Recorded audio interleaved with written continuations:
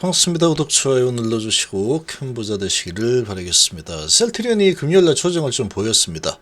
자, 조정 없는 상승은 없죠. 상승을 좀 많이 하다 보면은 조정을 할 수도 있습니다. 자, 그런데 이 조정을 한 이런 이 배경이나 이런 상황들을 보면은 상당히 좀 찝찝합니다. 자, 공매로 추정되는 이런 세력들이 악재 뉴스를 뿌려댄 상황이다. 이 악재 뉴스 뿌리고 주가를 좀 끌어내린 그런 상황으로밖에 보이지 않습니다. 자, 지금 PPA 상각이라는 핑계를 대면서 주가를 좀 조정을 하겠다. 지금 밑으로 밀었는데, 자, 공매들 좀 싸게 상환하려는 전략이 아닌가, 이렇게 좀 예상입니다. 자, 그렇게 따지면은 이거 뭐 상각한다라고 하더라도 새롭게 이제 성장을 하는, 무려 미국에서 램시메스시 신약이 FDA 승인을 받았죠. 그러면 이 매출이 아주 점차적으로 계속해서 크게 증가를 하겠죠, 당연히. 그리고 유플라이마 부분도 마찬가지로 점진적으로 계속 시간이 갈수록 계속해서 시장을 잠식해 올라가고 있죠, 지금. 자, 그런 상황인데, 그런 호재들은 다 빼버리고 뭐 PPI 상각이 어쩌고저쩌고 이런 부분 때문에 목표 주가 산정하기가 어렵다, 이렇게 이야기를 하고 있습니다. 자, 그러고 이제 주가를 좀 조정을 한 상황인데, 큰 그림을 좀 그릴 필요가 있죠. 큰 그림을 좀 본다면 많이 올랐으니까 조정을 좀 할 수 있습니다. 조정을 좀 하고 또 이렇게 올라가고 하겠죠. 먼저 내용 좀 보시면, 합병과 호실적 겹경사에도 셀트 목표 주가 왜 이러나, 또 이런 이상한 또 이 뉴스를 하나 뿌리죠. 이런 뉴스 뿌리는데, 자, PPA 상각 등 단기 실적 악영향 불가피하다. 지금 실적이 앞으로 좋아질 부분은 접어두고 PPA 상각 때문에 단기 실적에 악영향을 줄 것이다, 이렇게 얘기를 하고 있는데, 안 좋은 점을 부과시켜버리는 거죠. 지금으로서는 상각 규모 추정이 어렵다. 합병하는 과정에서 이런 부분은 뭐 당연히 좀 일어나는 부분이고, 이런 게 일시적인 거죠. 일시적. 보통 증시에서 일시적으로 한번 반영이 되는 그런 악재는 큰 악재로 실제로 움직이지 않습니다. 잘. 합병이 뭐 되면은 이게 계속 하는 게 아니죠. 합병을 하는 데 있어서 이 상각 비용이 필요하다. 이 일시적인 문제다. 영업적인 큰 시장의 악재, 이렇게 보는 게 아니죠. 그래서 그런 부분들은 주가 방향을 완전히 이런 일회성 가지고 주가를 끌어내린다, 보통 그렇게는 잘 안 움직입니다, 증시가. 그런데 이제 이런 부분 가지고 주가를 한번 끌어내렸죠. 자, 지금으로서는 상각 규모 추정이 어렵다. 재고자산 소진에 다른 원가율 문제도 있다. 뭐 안 좋은 것만 다 갖다 붙여버리죠, 지금. 뭐 이거 한두 번 아니니까 이제 뭐 셀트리온 주주분들은 그러려니 할 겁니다. 공매 지금 금지가 되어 있는 상태죠. 근데 주가가 이제 계속해서 많이 올라가면은 뭐 걔들 입장에서는 좀 불안하겠죠, 아무래도. 이 손실이 커질 수 있는 상황이니까. 지금 셀트리온 이제 24년도는 상당히 기대를 할 만합니다. 바이오 쪽이 전반적으로 3년 조정을 받고 이제 올라서는 추세인데, 3년 동안 고금리로 가면서 주가가 정말 많이 조정을 받았죠. 엄청나게 밑으로 많이 내려와 있습니다.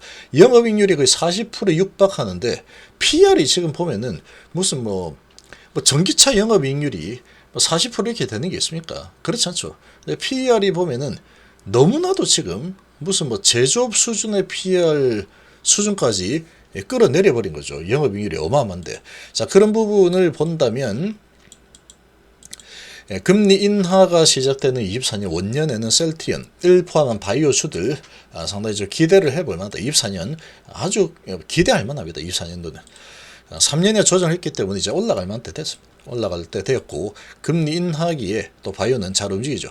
자, 증권가에서는 PPI, 기업 인수 가격 배분, 상각이 합병된 주가 관건이다 라고 하고 있는데, 이게 무슨 주가의 관건이냐, 조심스러운 반응이다 라고 하고 있는데, 자, 이거는 정말 참 이거 좀 문제가 있습니다. 이걸 부각시켜 가지고 주가를 좀 끌어내리겠다, 요런 거죠. 요런 거기 때문에 이런 부분에 크게 흔들릴 이유 없습니다. 이런 거 가지고 좀 흔들어서 이제 좀 공매도를 싸게 갚아 나가야 되겠다. 뭐 그런 전략이 아닌가 라고 생각이 되고, 많이 오른 상태에서 이런 뉴스 때리고 한번 밑으로 흔드는 작업, 조정 작업이 좀 진행이 되고 있구나, 이렇게 보시면 되고, 장기적으로 본다면 지금은 장기로 볼 때입니다. 지금 3년이나 내렸죠. 그러고 이제 올라가기 시작한 상태인데, 조정 좀 보인다면 조정하고 나서 올라가겠죠, 다시.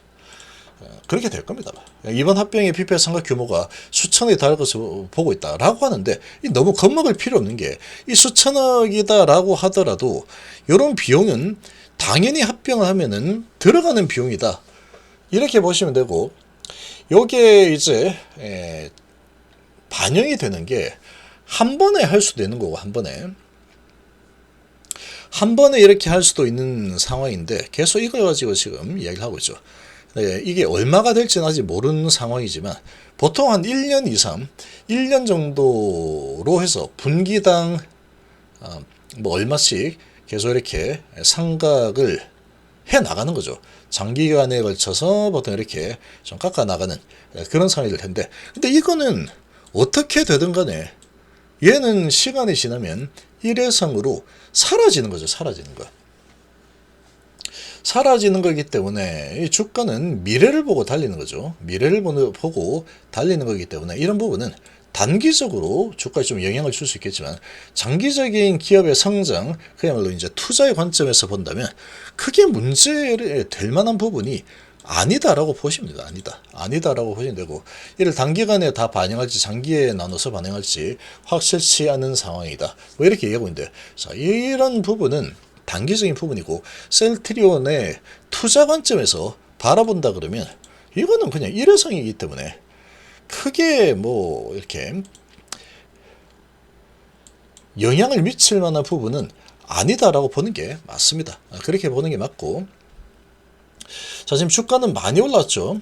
주가 최근에 계속해서 많이 올라서 지금 쭉 골파기 한번 하고 합병 성공으로 쭉쭉 올라서고 있는 상황에, 외인들이 주체가 되어서 아주 강력하게 들어오고 있고, 또 기관이 이렇게 또 최근에 또 들어오고 있죠.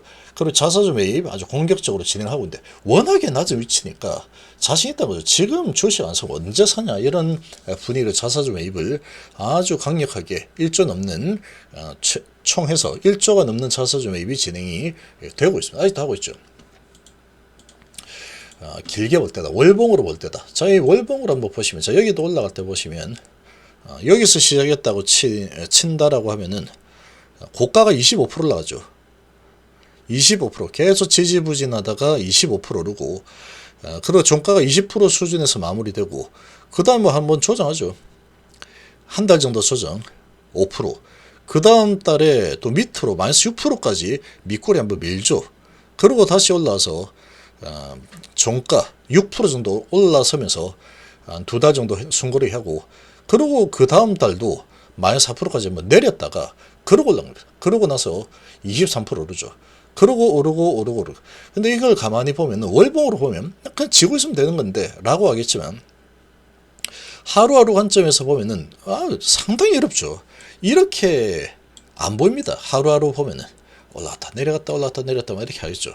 계속 흔들다가 막판에 올렸을 수도 있고, 뭐 처음에 좀 올렸다가 내렸다 그 다음 올렸을 수도 있고, 막 그런 거죠. 자, 그렇게 진행이 되는 거다. 지금 보면은, 자, 10월달 완전히 바닥에서 밑꼬리 쭉 밀고 완전히 저평가 수준으로 밀었죠.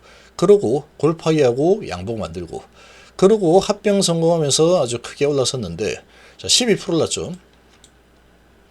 근데 3년이나 조정을 받았다. 기간 조정, 가격 조정이 엄청나게 되었고, 합병을 통해서 이런 PPI 단발성 비용은 발생을 할 수 있는 상황이지만, 장기적으로 봤을 때 원가 경쟁력이 살아나겠죠. 합병을 해서 또 직판을 하는 상황이니까. 자, 그러면 내년도 그리고 그 후년도까지 좀 길게 장기로 투자 관점에서 본다면, 금리 인상기에 쭉 조정을 받고 이제 금리 인하기에 이제 치고 올라간 흐름이 나올 거다. 내년도에는 또 바이오가 상당히 힘을 받을 가능성이 높습니다. 3년 조정을 받은 상태에 또 내년 FDA 승인을 준비하고 있는 그런 바이오 갭들이 많이 있습니다. 그러면 바이오가 전반적으로 힘을 받을 가능성이 아주 높다. 그러니까 로봇이 올라가면 다 올라가고 2차전지 올라가면 다 올라가죠. 그런 것처럼 자, 이 바이오가 2차전지만 못하느냐? 그렇지 않습니다. 그렇지 않다 절대. 바이오는 엄청난 성장 산업이죠. 어마어마한 성장 산업이다. 적어도 우리나라에서는 그렇게 볼 수 있고, 실제로 돈을 상당히 잘 버는 기업이 셀트리온이고, 신약 개발도 이제 진행을 하고 있는 상황에 또 미국에서 램시메스시 신약 개발 FDA 승인을 또 받아낸 상태죠. 그러니까 새로운 또 부가가치 높은 그런 약물이 엄청나게 많이 팔린 약물이죠. 그래서 램시메스시 자가 투약할 수 있는 아주 강력한 편의성을 갖춘 이런 지금 제품이 미국에서 이제 판매가 되기 시작하는 상황이다 보니까 앞으로 매출은 계속 늘어나 있죠. 생각하는 것들은 뭐 이렇게 한 방에 털어도 상관없습니다. 한 방에 털어대고, 아니면 그게 좀 부담이다 그러면 매월 분기마다 좀 반영을 시키면서 좀 털어내면 되는 거죠. 근데 그건 일회성이기 때문에, 일회성이라는 부분 끝이 나면은 기업의 성장이 일어나는 데 있어서 크게 뭐 문제될 게 없다 라고 좀 보시면 되겠죠. 저런 이 뉴스를 하나 뿌리고, 자, 이제 한번 좀 조정을 할 만한 위치까지 많이도 올라왔죠. 많이 올라온 상태에서 저런 뉴스 하나 뿌려가지고 한번 눌러댄 수준이다. 그래서 외나우 기관이 55,000, 40,000주 뭐 이렇게 좀 던졌는데, 사모펀드도 들어왔죠. 연기금 좀 많이 던졌고, 연기금이 지금 엄청나게 많이 매도를 했습니다. 아주 엄청나게 매도를 한 상태인데, 계속 매도를 계속해서 하지는 못할 겁니다. 이렇게 매도를 하다가 이제 바이오 쪽이 좀 살아날 가능성이 높은 환경이기 때문에, 또 때가 되면은 이제 연기금들 외인들에게 공매 상한 싸게 갚으시오 하고 많이 넘겨준 상황에서 이제 다시 우리한테 넘겨라, 또는 개인들 계속 팔아라, 내가 좀 받아갈게, 이런 움직임이 나올 가능성이 좀 크다라고 봅니다.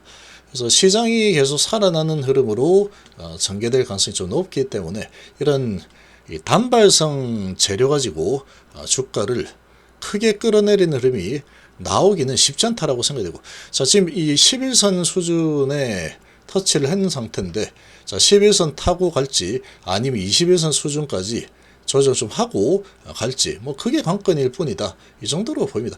장기적으로 본다면 좀 크게 보는 게 좋습니다. 크게 뭐 조정하고 또 올라가고 하겠지 뭐, 계속 뭐 이래저래 그냥 가는 게 어디 있어. 계속 흔들리지 않고 피는 꽃은 없다. 자, 그런 좀 대범한 마음을 좀 가질 만한 시기, 이렇게 생각이 됩니다.